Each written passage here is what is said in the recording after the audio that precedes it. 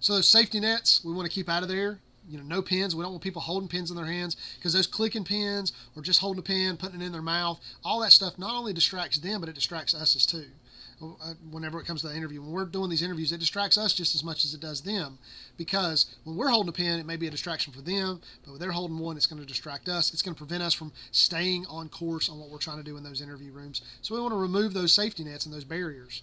Tissues are one of the worst. I tell people, everybody has their own techniques, but I do not give someone that I know is a suspect. Again, we're talking about a true suspect. A victim, it's a little different. But if I've got somebody who's a true suspect, I'm not giving them a tissue until I absolutely have to give them a tissue. I try my best not to, because they're going to use that tissue for multiple things. Number one, they're going to use it to pat their eyes to start with. And then when that's over with, they're going to start picking it apart. And we've all seen it before. They start picking that stuff apart. Eventually, all those picks are going to be on a desk. They're going to start playing with those little pieces of tissue that's laying there, and they're going to move things around. And before long, they've spent an hour focusing more on the tissue than they are on you. They're listening to you, but they're not paying attention to you, and that's not what we want. We want their focus. So I tell people, use tissues as a last resort. Unless you absolutely have to give somebody tissue, I try my best not to when it comes to a suspect. Now, a victim, give them a tissue. Remember, we're trying to build those relationships with victims and suspects alike, and we're not going to build relationships with a victim by not giving them tissues or a Kleenex or something. Remove their hats and sunglasses that are on their head. Now, look at what it says here. It says reading glasses on their face are okay. If they have to wear glasses to see, don't take their glasses from them. But if they're putting them on the top of their head, or they're playing with them in their hand or something, just ask them to sit them down on the table. And 99.9% of the time, they're going to have no problem with that. When you say, hey, do you mind taking that hat off and just sitting it on the table right here? And if they've got a problem with that, ask them why. Well, why don't you want your hat off? Well, it just feels comfortable. Well, I get that, but it's hard for me to see you when you wear a hat. Do you mind taking that off? I've been doing this job for a long time, and I've never had anybody try to buck me on that. With that said, same with sunglasses. If they have their sunglasses on their head or their face, those need to come off unless we're outside. If we're outside and they need sunglasses to see, that's something different. But the only time we're going to remove reading glasses from somebody is if they're on top of their head and they're just sitting there, because as simple as that is, that's still a net. You see people sometimes that pull their hats down below, down towards their eyes as a protective barrier. We want to prevent any opportunity for those protective barriers. All right, so just some other barriers that we want to talk about real quick. You see the hat here in this picture on top of the head. We don't want that in there in the interview. The glasses on top of the head, we don't want that on top. So this is kind of going back to what we talked about just a few ago. Cell phones in people's hands are a bad thing for multiple reasons. We don't want them to give them something to look at while we're talking to them. We don't want that thing vibrating or ringing. We don't want them texting, things like that. And then even though the reading glasses, the guy's holding the reading glasses in the left picture, they're not on his face, so there's no reason for him to be holding those. So like I told you earlier, somebody's holding those barriers. Hey, do you mind putting your hat over here? Do you mind placing your sunglasses on the table right here? But again, we want to allow people to have their reading glasses on. There's a big difference in reading glasses on the face over their eyes versus on top of their head.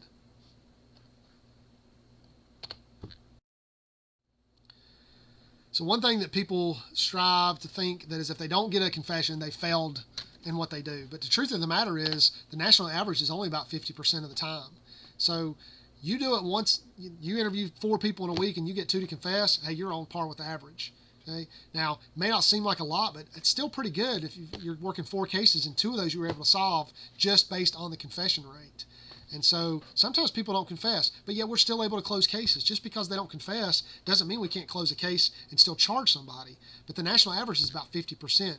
But like Pamela Meyer said, people who practice this on a regular basis are good up to almost 90%, y'all. That is phenomenal change in those. So that puts us going from 5 out of 10 to 9 out of 10 confessions. And that's pretty amazing, but it takes time. But you know what? Sometimes you fail, and that's okay.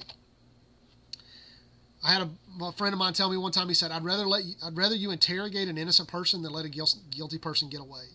And I'll never forget that, because it made complete sense, because sometimes we're scared to interrogate somebody because we're not 100% confident that they did something. But in reality, sometimes that's what we have to do. We have to reinforce the idea that somebody's innocent through the idea of doing something like this, interrogating a possible innocent person. Sometimes we think they're innocent, and during the interrogation, we realize, oh yeah, this is definitely the person. They can't answer these questions that they need to be answering. So So when we stop the denials, as you can see in this picture, we're talking to somebody and they are telling us lies. Our job, we've got to put our hand up and tell them they need to stop. And as you can see from about this distance, it's going to be a hand up, only about a foot away from your body, or foot away from the person. You know, you don't want to throw your hand way out across the table at them, but we're going to put our hand up in a comfortable, almost arm bent posture and say, listen, you've been lying to me all day. It's time for you to stop. It's time for me to tell you exactly what's going on here, and it's time for you to tell the truth. Now, this is a big approach that takes some time and practice to do, but it's what we do. We put that hand up to tell people, stop lying to me. You're going to tell me the truth. And believe it or not, as silly as it sounds, a lot of times it works. There are times where I'm talking to somebody, I might put both my hands up if they won't stop talking. I have even told people, either you start talking or I'm walking out of the room. And we want to shut them down from those lies, because we allowed them to lie once to us. It is time to shut down those lies, because we don't want them to reinforce that lie. The more they lie to us, the more they reinforce themselves on the lie, and that is what we're trying to prevent. So you've got to let them lie to you at least once. We want to use that one-hand approach if we can. Hold up one hand, tell them to stop. The other approach is it may have to be two hands if they're still going. But again, that's just holding your hands up in front of us, kind of like we're putting up a stop sign. We're not touching them at this point. We're not forcing them to be quiet. We're just telling them, please stop talking. You've had plenty of time to talk to me, and you've been lying. It's time for you to stop now. One of my favorite things to use is reverse chronological order. I love going backwards in their story. So they tell their story and they do a phenomenal job. And then I say, okay, now that we've told your story, I want you to start from the very end and work your way back through that story. Because when it comes to lies, we always practice lying forward. I don't know about y'all, but I've never practiced lying backwards. I've never thought about my story backwards so that I would have to tell it. Now, even truthfully, it's hard to put things back in order, but you can.